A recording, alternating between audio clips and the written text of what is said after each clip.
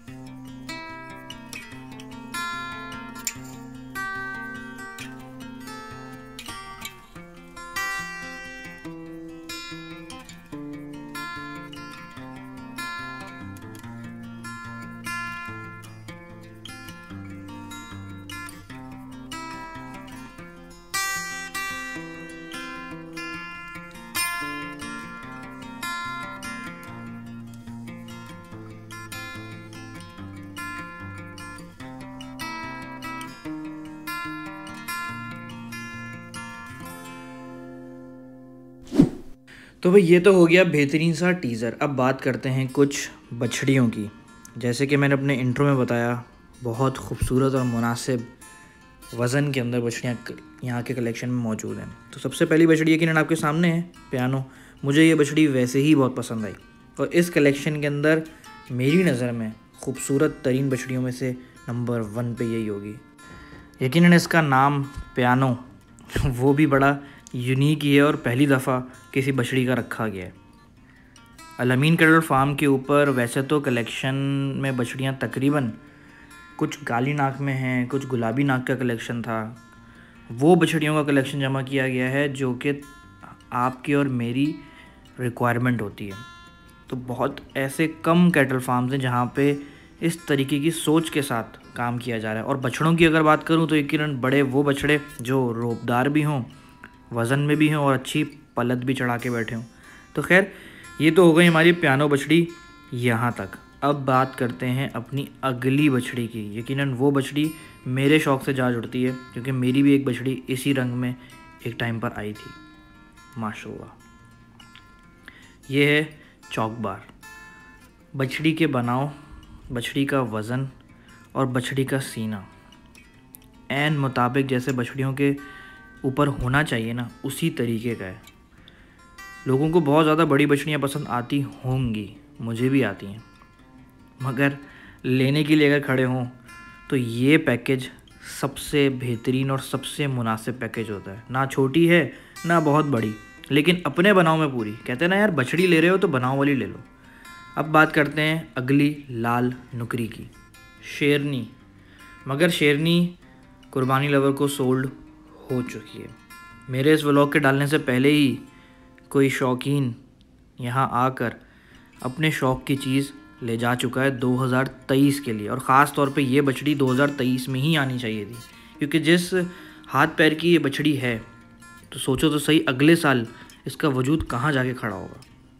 अलमीन की पलाई भी कम नहीं हुई, क्योंकि मैंने यकीनन यहाँ पे माल को पलते हुए देखा है। और एक शौकीन ने अपने शौक़ को जब किया है एक फार्म की शक्ल में लेकर आया है, तो फिर सोचो तो सही कि माल भी तो फिर उसी तरीके से पालेगा।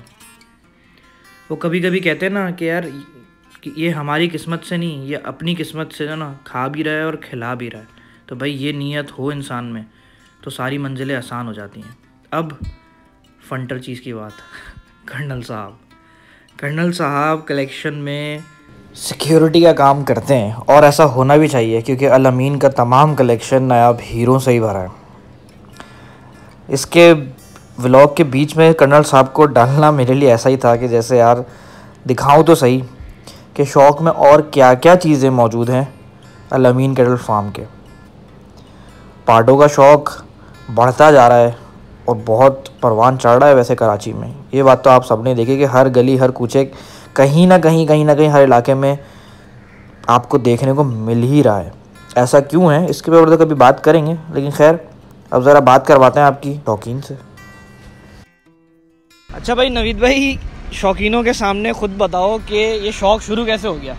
जैसे मैंने पहले ही पूछा था, वैसे तो बचपन से हम लोगों को शौक़ है, बहुत बछड़ी से हम लोग मिले थे। बिल्कुल। आज ये कारवां कैसे इतना बड़ा फार्म बना लिया यार? बस शौकीन दोस्त जमा होता है हमने शौकीनों की बैठक बना ली यहाँ पे। शौकीनों की बैठक ही बना ली, क्या बात है। तो भाई पलाई कितनी ले रहे हो, किस तरीके की, खुद बताओ जरा। वहाँ भाई कम से कम पलाई तो हम इस वक्त ले रहे हैं 18,000 रुपये। 18,000 रुपये। उसके अलावा जैसे जानवर बड़ा होता है, जानवर देख के उसी के मतलब बछड़ों की, यानी कि थोड़ी सी शायद बड़ी, अगर बड़ी बछड़ियाँ आ जाए तो बड़े बछड़े का नहीं, इनकी पलाई अलग है, इनकी अलग है, बछड़ियों की अलग है, कैटेगरी वाइज रखी है। तो शौकीन आएंगे तो कुछ ना कुछ लेकर ही जाएंगे। ऐसा ही है, ऐसा ही है ना? बिल्कुल ऐसा ही। तो भाई ये तो नवीद भाई के साथ अपना दोस्ताना माहौल चल ही रहा है, और माशाल्लाह से ये कारवां इन्होंने जो शुरू किया ना वो एंड हो गया। अब मैं बीच में जो व्लॉग को रोका था, दोबारा से कुछ जोड़ियाँ दिखाता हूँ, कुछ बछड़ों की जो उन्होंने खुद इतने टाइम में मैंने अपनी आंखों से चेंज देखा है, तो वो दिखाते हैं, फिर आगे की बात भी करते हैं व्लॉग के अंदर ही। चले भाई। अच्छा भाई, अब बात करते हैं इस बछड़े की, जो कि अल अमीन कैटल फार्म पे सबसे ज़्यादा खूबसूरत बछड़ों के अंदर, और ख़ास तौर पे अपने वजूद और अपने बनाव के अंदर खूबसूरत भी है और वीआईपी कहलाने का हकदार भी।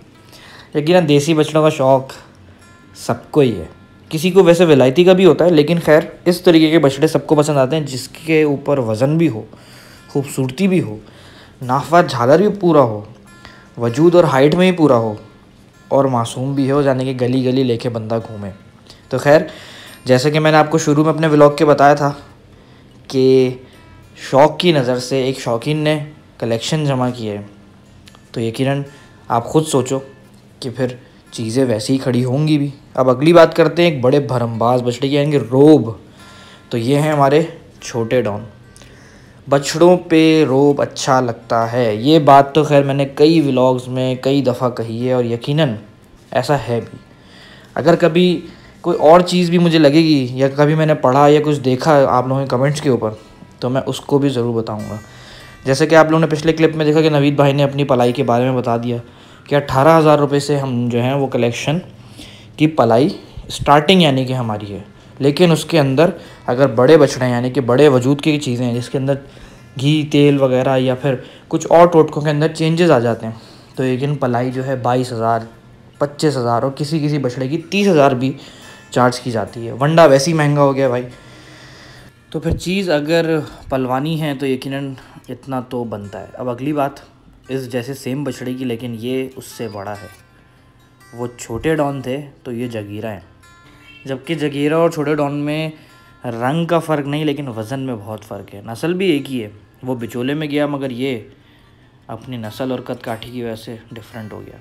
बछड़े के कद काट के हिसाब से, स्ट्रक्चर के हिसाब से बहुत अच्छी तैयारी में आया, और यकीनन अगर मैं इसका बिफ़ोर दिखाऊं, जो कि मैंने देखा हुआ है तो आप लोग भी हिल जाओगे। ये बछड़े गांव देहातों से, जहाँ कहते हैं ना कि उस तरीके की वनडे की या फिर उस तरीके की केयर नहीं होती, तो हर चीज़ यकीनन केयर, साफ़ सफाई और अच्छा वंडा चेंज करवा ही देता है। तो यकीनन भाई ऐसा हुआ भी है माशाल्लाह। तो जगीरा की बात तो आपके सामने आई गई है, पलाई के बारे में आप लोगों को बता ही दिया है। तो ये तमाम कलेक्शन जो है अल अमीन कैटल फार्म का, जो मुझे समझ में आया, जो मुझे पसंद आया, वो तो मैंने आपको दिखा दिया। लेकिन अब नेक्स्ट बछड़ा जो एक दिखा रहा हूँ, ये भी देख लो। ये बछड़ा बहुत ज़्यादा कमज़ोर था, जो कि आपको नीचे स्क्रीन में भी नज़र आ रहा है। और उसके बाद इसका आफ्टर सिर्फ देख लो कि कितना खूबसूरत तैयार हुआ, और सिर्फ 4 या 5 महीनों के अंदर। तो पलाई आपके सामने वाज़े हो गई, शौकीन आपके सामने वाज़े हो गया, रेट आपको मैंने इस व्लॉग में बता दिए, कैटल है कहाँ पर ये आपको बता दिया। तो फिर चलो अब एंडिंग की तरफ। तो भाई ये आर्ट लॉग भी जो ना कंप्लीट हुआ अल अमीन कैटल फार्म का। मैंने जैसे शुरू में आप लोगों को बताया कि कहानी शुरू हुई थी एक बछड़ी से, जिसने मुझे और नवीद भाई को एक साथ जोड़ा। फिर आहिस्ता आहिस्ता वो पूरा साल बातें चलती रही माशाल्लाह से, शौक़ के बारे में, चीज़ों के बारे में। व्हाट्सएप पे हम लोगों की कन्वर्सेशन रहती थी कि यार ये बछड़ी कैसी है, या ये शौक़ में हर दोनों एक दूसरे से बात करते थे। खैर आज जब पता चला कि यार शौक़ की निस्बत एक फार्म की शक्ल इख्तियार कर चुकी है, तो मैंने बोला यार वहाँ का तो सेटअप दिखाना है। फिर जब मुझे खुद भी अंदाज़ा है कि बंदा किस सोच के साथ ये काम कर रहा है, तो यकीनन मिड रेंज के अंदर अच्छे प्रिंट में चीज़ें जमा करके पलाई वलाई करके अब कुर्बानी वालों के लिए गेट ओपन होगा। तो डिस्क्रिप्शन में लिंक मैं डाल दूंगा। जमील मेमन सोसाइटी में इनका फार्म है, विज़िट आपने एक दफ़ा ज़रूर करना है। पलाइयों पे भी कुछ लोगों ने अपने बछड़े छोड़े हुए हैं, तो रिकमेंडेड है कि आप लोग यहाँ पे अगले साल के लिए पलाई करवाना चाहो तो वो कर लो, बछड़ियाँ ख़रीदनी है तो वो आपको मिल जाएंगी। आज के लिए इजाज़त दें, अल्लाह हाफ़िज़।